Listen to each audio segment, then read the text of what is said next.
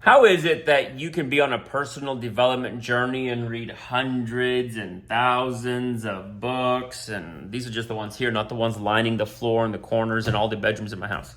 How can you read so many books and still kind of be stuck in the same place in your life, or not be experiencing the realization, the full realization of the incredible vision you have for your life, or the desires that you have? How can somebody invest so much into their potential, their knowledge, and then still not see the growth? Well, there's a variety of reasons. There's a few handful of reasons. But the most central one that I think anybody can use to create a massive surge or breakthrough in their life is accountability. But you've heard that word before. So now, for most of you, what's happened is like, oh, I've heard that before. I know what he's talking about. No, you fucking don't. No, you don't. Because if you were using accountability the right way, you'd be nodding your head up and down, and this video would have your full attention. And if you're not using accountability in the right way, then you think, oh, I know what he's talking about. I read a book on it. And that's your fucking problem, is you think you know something because you read a book. So let me explain. We have this, because of the ease of access to information, head knowledge. We have this illusion that once we've read a book, we know the thing. Like, here's a book on my desk that I'm going through right now, The 80-20 Individual by Richard Koch.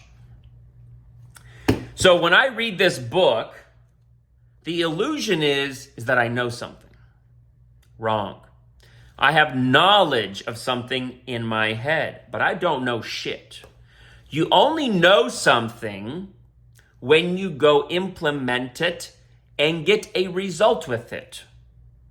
That's when you are actually congruent with your head knowledge. You've turned head knowledge into knowing. Knowledge into knowing. The way I define knowing is you got a dang result with it. You implemented and got some kind of traction or progress. So the problem with a lot of people in personal development is that by reading books, listening to podcasts, watching YouTube videos, y'all think you know something. You don't. And your life reflects it.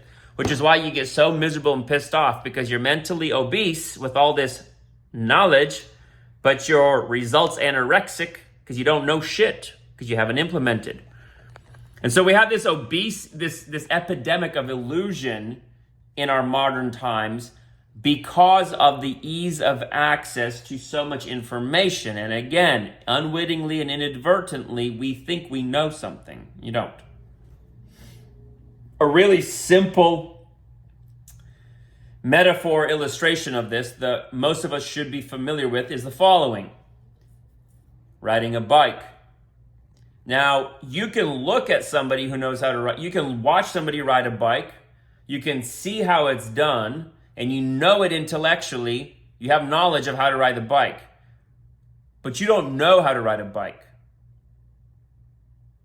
Right? And when you're a kid, you don't say, by seeing your friend ride a bike, say to yourself, I know how to ride a bike. Right? You don't say that. You got to go, you have to go ride the dang bike to know how to ride the bike. You only know how to ride a bike truly once you've ridden the bike without training wheels. Now, back to personal development, personal growth. Most of us are treating personal development the same way that person would be looking at somebody else ride a bike and say, I know how to ride a bike now. No, you don't. Not till you ride it, you don't. So all the books in the world are useless without the application, implementation, and practice of what you're reading. That's why you can read a book, implement it, come back 6 months later, a year later, read it again, and it's like a whole new dang book. If you actually took action, you will have big new breakthroughs and insights into the same book, because you are now a different person. Who is it that said that when a man steps into a river a second time, it is no longer the same river and he is no longer the same man? You with me? Now, what is one of the fastest and most effective ways for you to actually stop bullshitting yourself into thinking you know something because of all the content you've consumed, and to actually stop being mentally obese and results anorexic and start getting some results? Accountability. Ruthless, painful accountability. So I got a little accountability group. Now, I'm not pitching you on it, and I'm not inviting your ass to it. You can start one with your friends. Here's how I run it. We've got about 5 or 6 guys in it. Discord group. Every week we post. Here's my objectives for the week. And the objectives are like this. There are things you commit to doing on a daily basis. There are things you might commit to saying, I'm going to do this thing on Monday, Wednesday, Thursday. And there are things you commit to getting done by the end of the week. You choose your own adventure. You put in there what you know you've been procrastinating on or what you know you need to do to further your life, to realize that full maximum potential of the beautiful dream you have for your life. And then there's a penalty if you miss. In our group right now, it's $300 a penalty per miss. Cash, money. As a leader of the group, I commit to that penalty to all of the members. So I would owe 300 times however many members there are.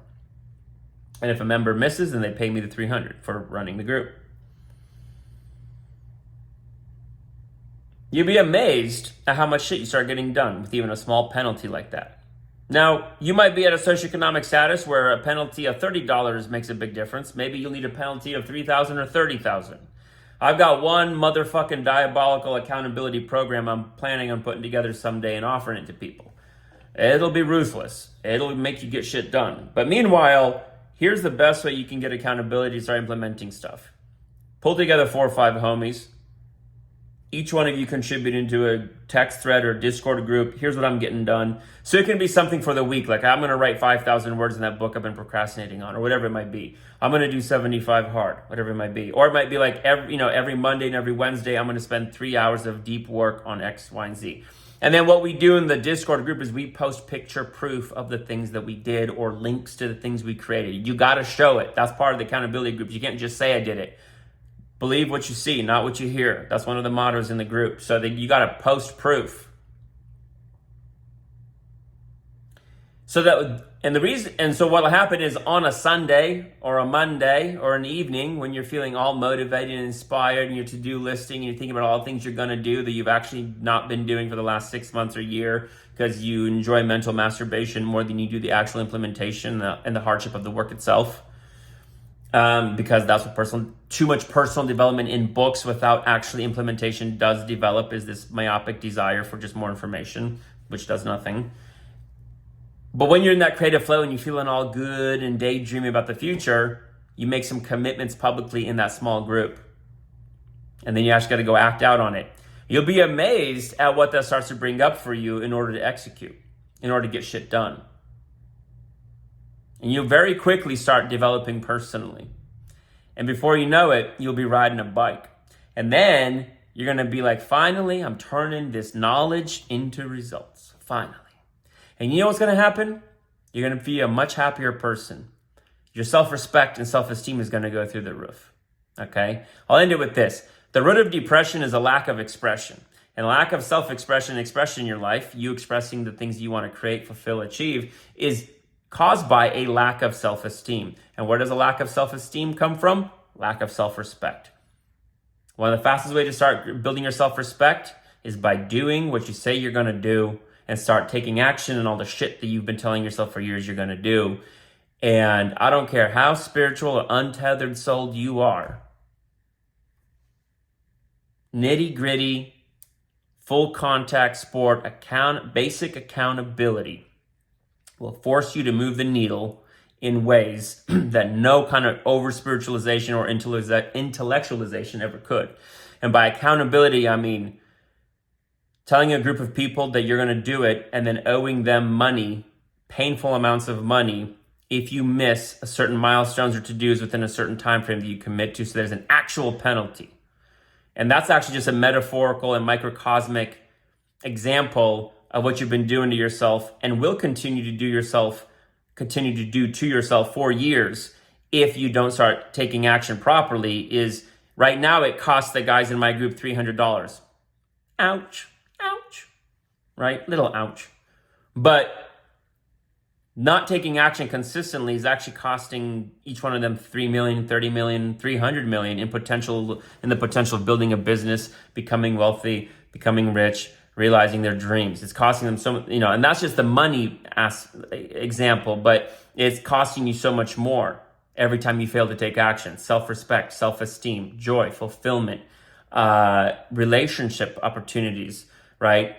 Just life opportunities in general. And so I say that the small penalty you have to pay now is just a microcosmic example of actually how badly you're fucking yourself over cosmically over the entire span of your life. You think you know something. That's your problem. You don't. You just have some knowledge. You don't know until you're riding the bike. Go ride a bike.